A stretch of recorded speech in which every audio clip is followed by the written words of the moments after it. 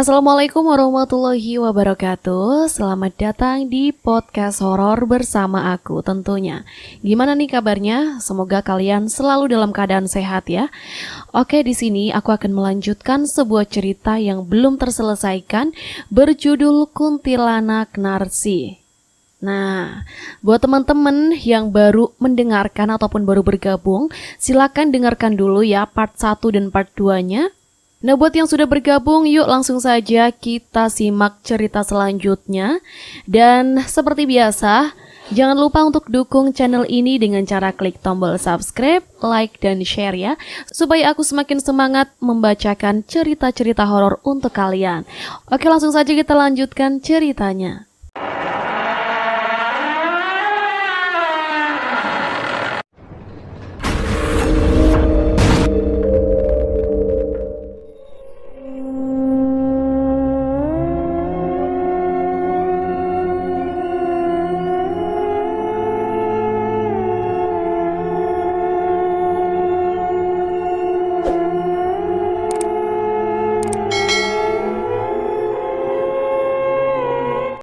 Innalillahi wa innalillahi roji'un.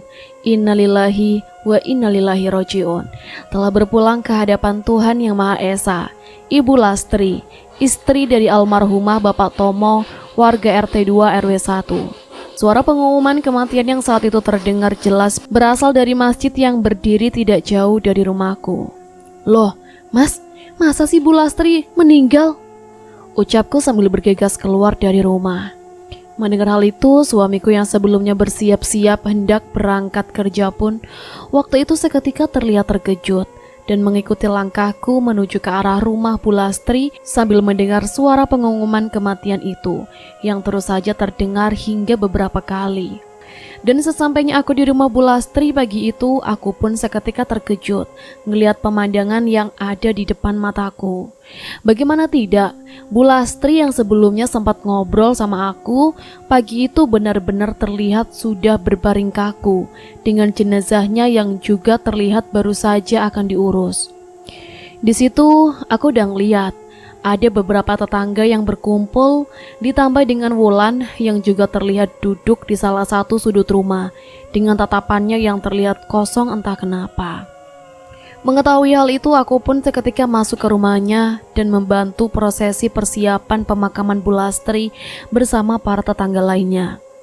Dan anehnya, kami para tetangga pun merasa keheranan dengan tingkah Wulan yang waktu itu benar-benar terlihat aneh. Bagaimana tidak?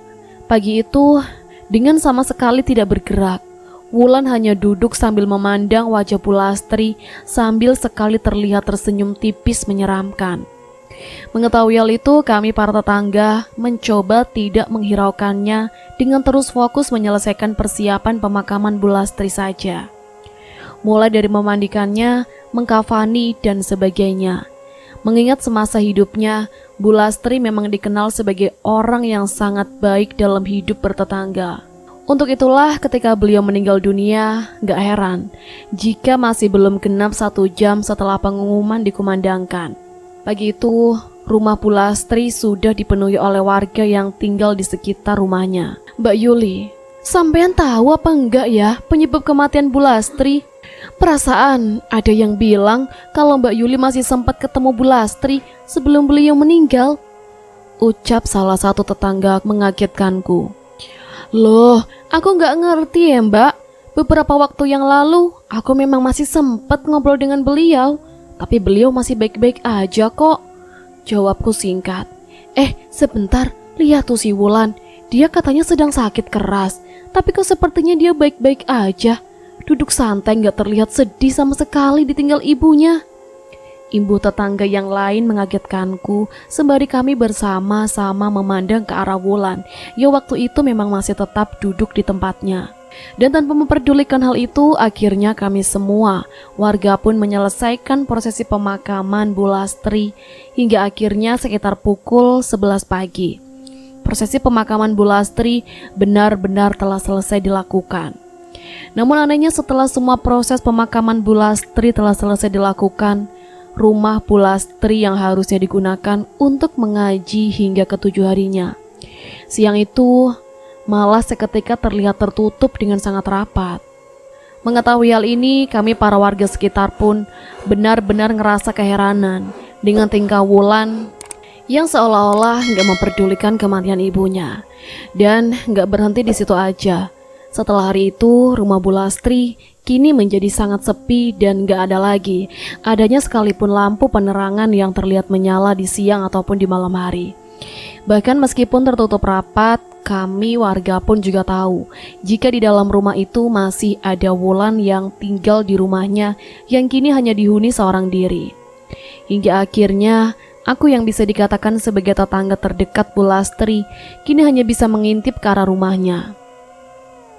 Sesekali sembari mendengar keanehan-keanehan yang semakin lama semakin menjadi-jadi.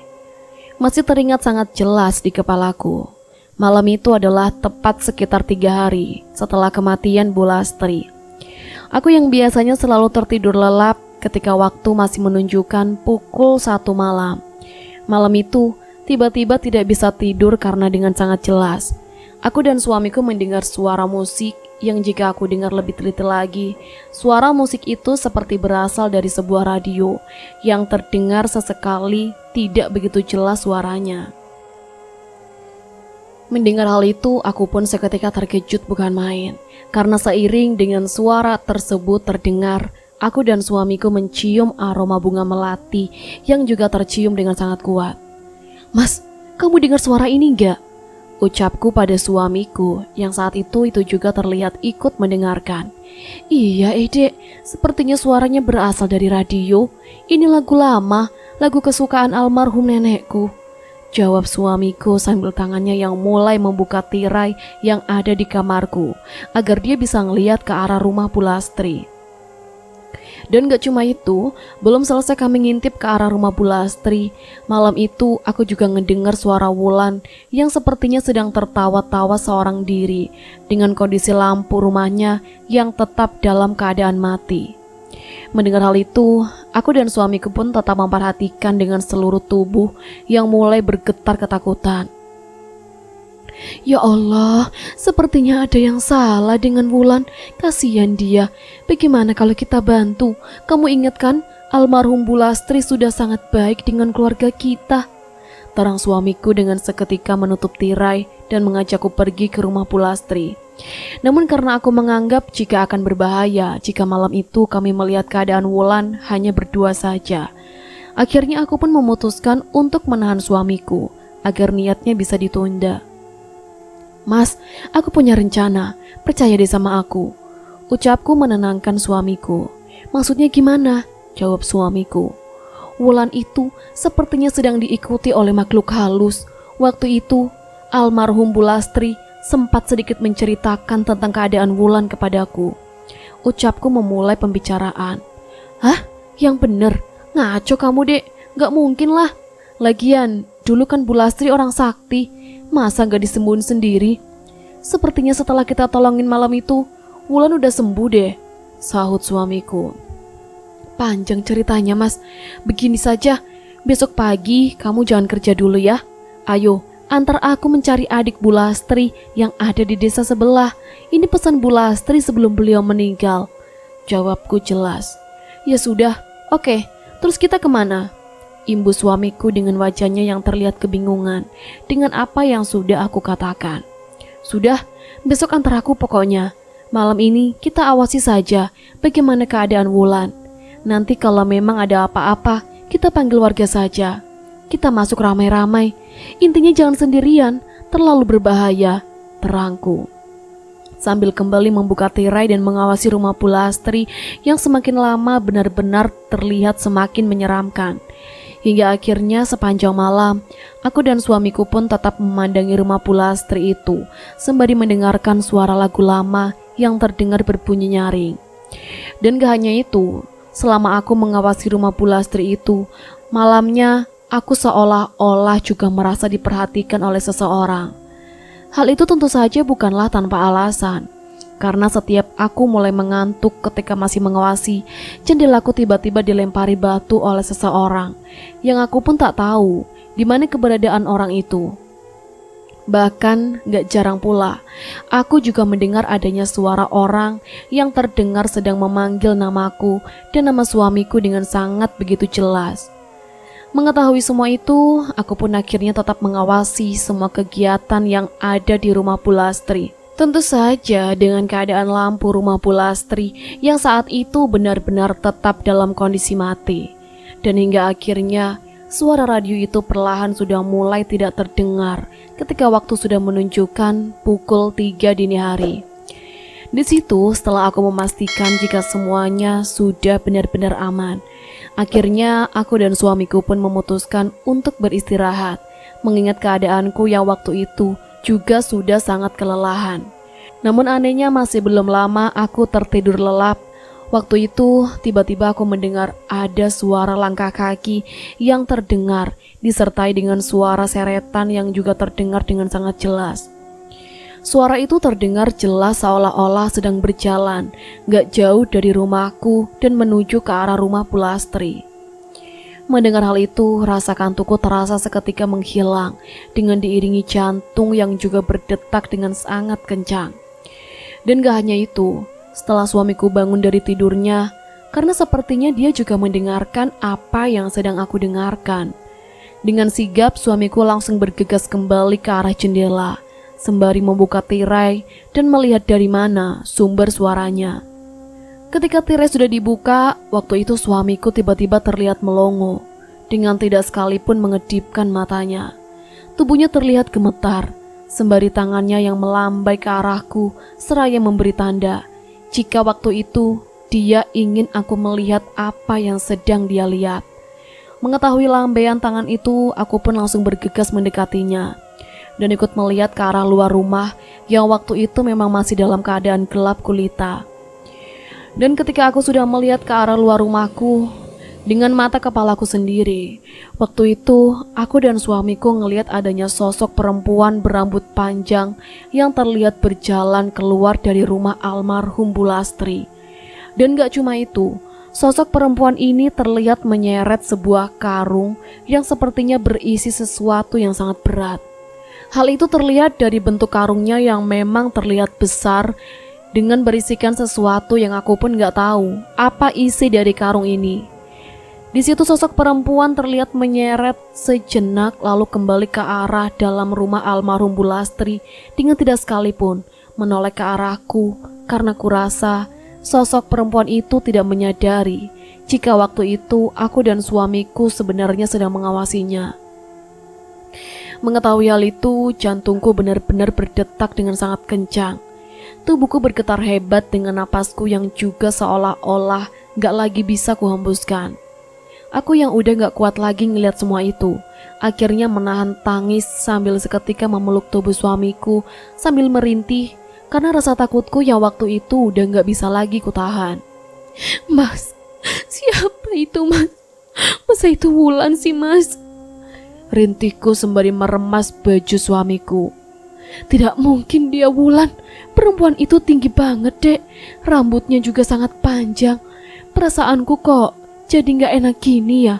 Ya Allah, Allahu Akbar, ucap suamiku pelan sembari tubuhnya yang juga terasa gemetar gak tertahan.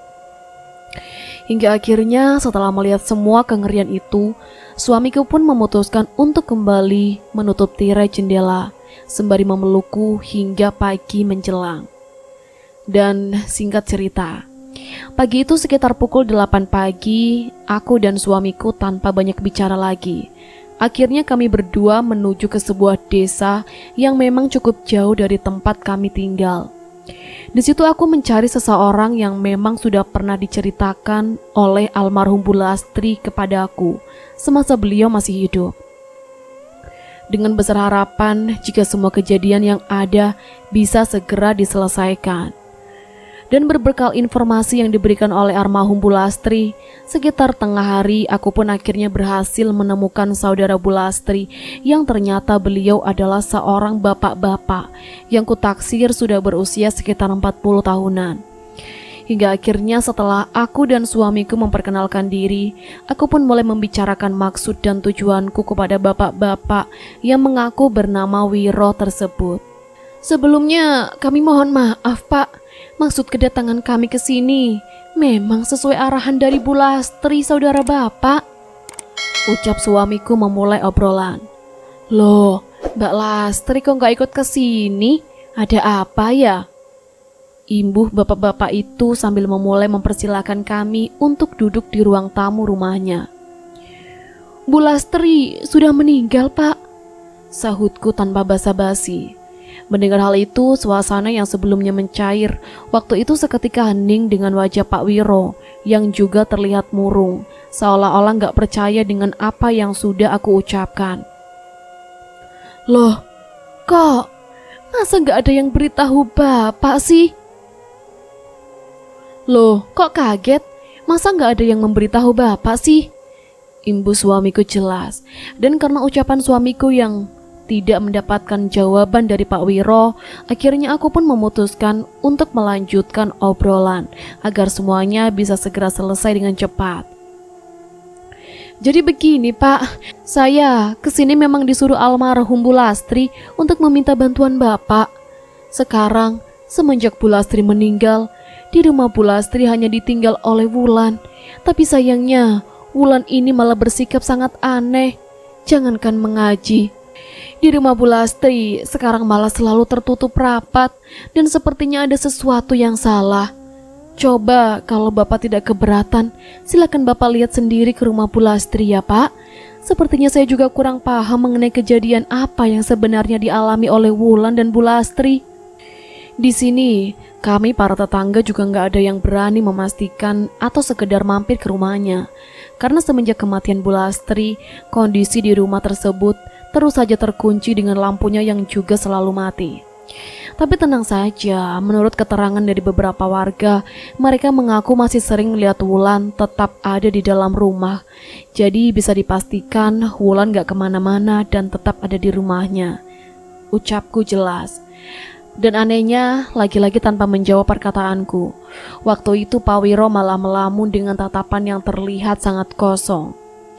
Dan tidak hanya itu, beberapa saat kemudian Pak Wiro pun terlihat mengucapkan sesuatu, seolah-olah beliau memang sudah merasakan jika ada sesuatu yang sedang terjadi dengan Bu Lastri dan juga Wulan.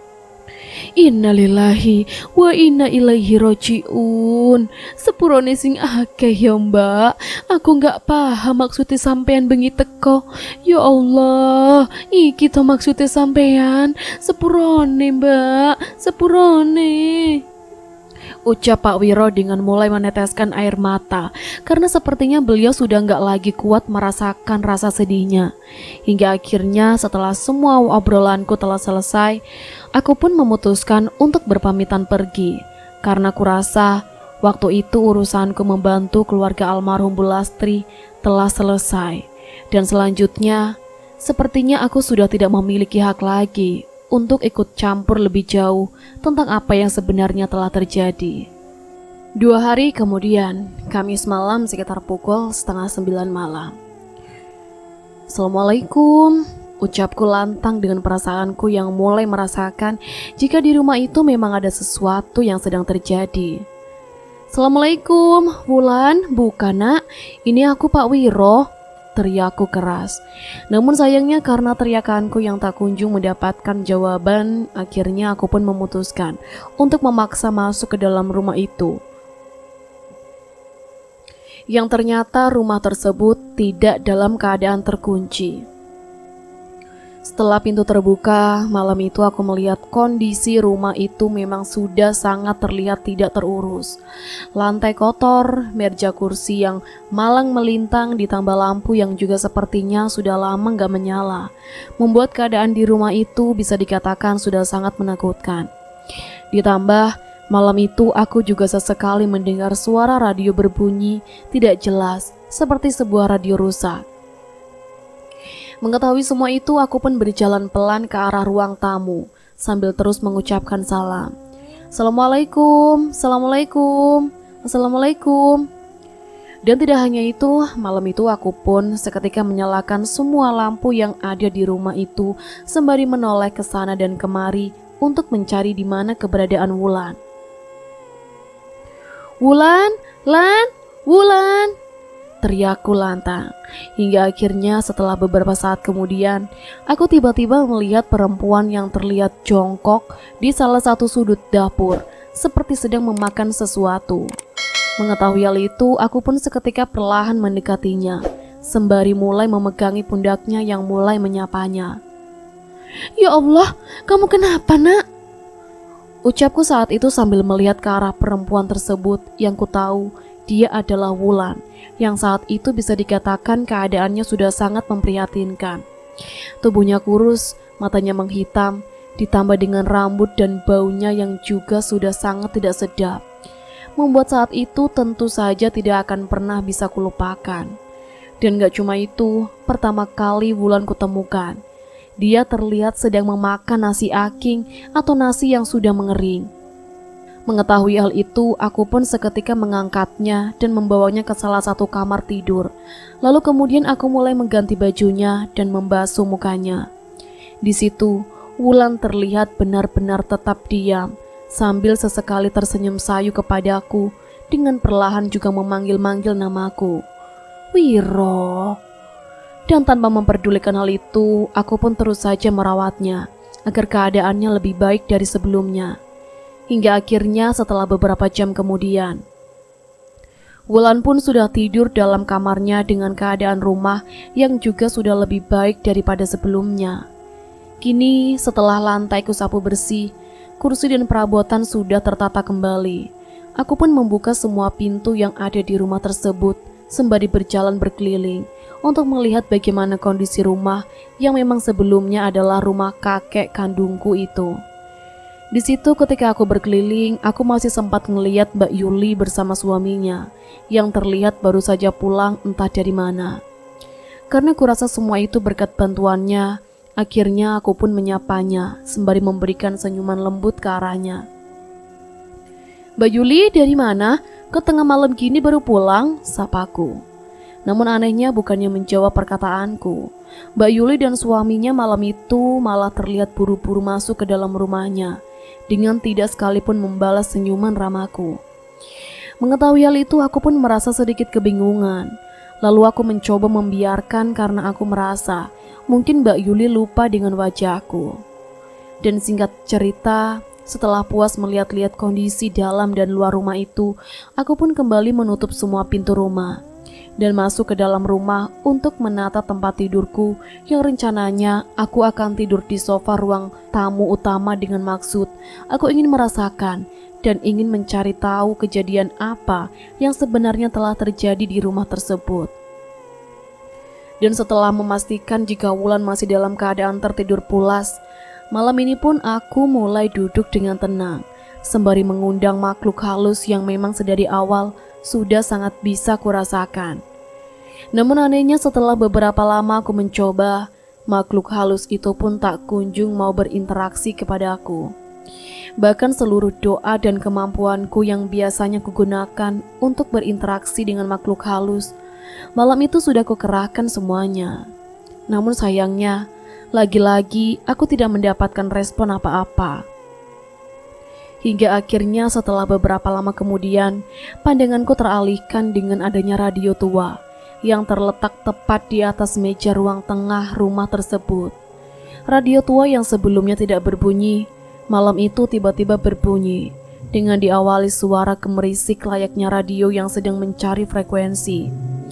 Mengetahui hal itu, aku pun bergegas menuju ke arah radio tersebut dan mulai memutar-mutar tombolnya agar radio itu bisa mendapatkan frekuensi dan bisa sesegera mengeluarkan suaranya.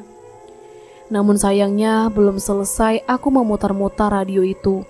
Malamnya, tiba-tiba pandanganku teralihkan dengan adanya sosok laki-laki tua yang terlihat sedang melintas di belakangku dengan langkah kakinya yang terlihat kesusahan.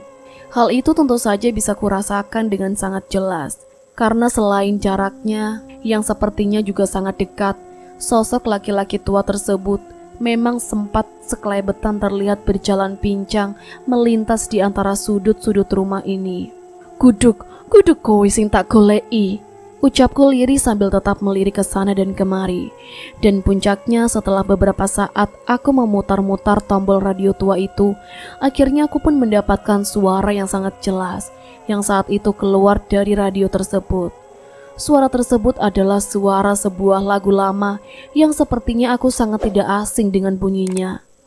Dan tidak hanya itu, setelah radio itu berbunyi dengan cukup jelas, suhu di rumah tersebut yang awalnya cukup dingin karena udara malam, waktu itu perlahan mulai berubah menjadi sangat panas dan tidak karuan. Merasakan hal itu, aku pun cukup lega, karena sepertinya apa yang sudah kutunggu-tunggu akhirnya telah tiba. Oh, radio ini toh sumbernya, pikirku dalam hati sambil berjalan kembali ke arah sofa yang ada di ruang tamu rumah tersebut, sambil duduk dan mulai perlahan berzikir dengan tenang. Dan gak hanya itu, waktu itu aku juga mulai mempersiapkan tasbih, rajah, air garam dan yang lainnya, karena sejujurnya malam itu aku merasakan jika sesuatu yang akan datang sepertinya bukan sesuatu yang sembarangan. Hingga akhirnya setelah semuanya sudah selesai kupersiapkan, aku pun mencoba berjalan ke arah setiap bagian sudut rumah sembari menabur-naburkan garam yang memang sudah aku genggam. Dengan tidak lupa, aku juga terus berzikir dan membaca beberapa bacaan doa agar aku senantiasa mendapatkan pertolongan. Namun anehnya belum selesai aku berputar ke setiap bagian dalam rumah. Malam itu aku tiba-tiba mendengar suara nyanyian yang setelah aku dengar lebih teliti lagi, sumber suara nyanyian itu sepertinya dari arah kamar yang sedang ditiduri oleh Wulan. Mendengar hal itu, aku pun seketika bergegas ke arah kamar Wulan. Dan ternyata sesampainya aku di kamar Wulan, waktu itu aku ngelihat Wulan saat itu sudah bukan seperti Wulan yang ku kenal. Benar sekali, malam itu Wulan benar-benar terlihat melotot kepadaku dengan suaranya yang terus saja bernyanyi sebuah nyanyian yang sama dengan nyanyian yang terdengar dari radio. Dan tidak hanya itu, Wulan juga sama sekali tidak bisa diajak untuk berkomunikasi. Waktu itu, dia hanya terus bernyanyi dengan tetap memandangiku dengan tatapan yang penuh dengan kebencian, seolah-olah dia sedang memandang musuh utamanya. Mengetahui hal itu, karena aku tidak bisa berkomunikasi dan aku juga khawatir dengan keadaan Wulan. Akhirnya aku pun mencoba menyadarkan Wulan agar dia bisa kembali beristirahat. Tapi sayangnya, ketika aku masih berusaha menyadarkan Wulan, malam itu tiba-tiba tubuhku terasa dihajar oleh seseorang. Kepalaku dihantam, pinggangku ditendang, hingga leherku terasa dicekik. Malam itu benar-benar kurasakan tidak karuan.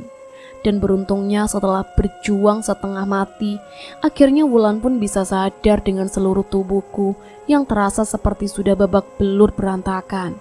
Dan tidak berhenti di situ saja.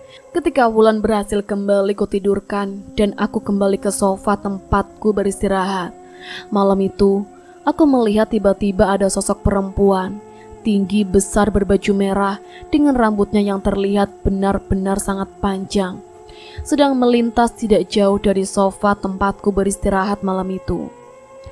Dan tidak hanya itu, setelah beberapa saat berjalan, sosok perempuan tersebut terlihat berhenti sejenak dan menoleh ke arahku dengan wajahnya yang tidak begitu jelas terlihat karena mataku yang saat itu berkunang-kunang karena bekas pukulan yang sebelumnya terasa beberapa kali menghantam. Namun untungnya di saat itu aku masih sempat melihat jika sosok tersebut terlihat berjalan pelan masuk ke dalam kamar tempat di mana Wulan sedang beristirahat. Ya Allah, ternyata dia.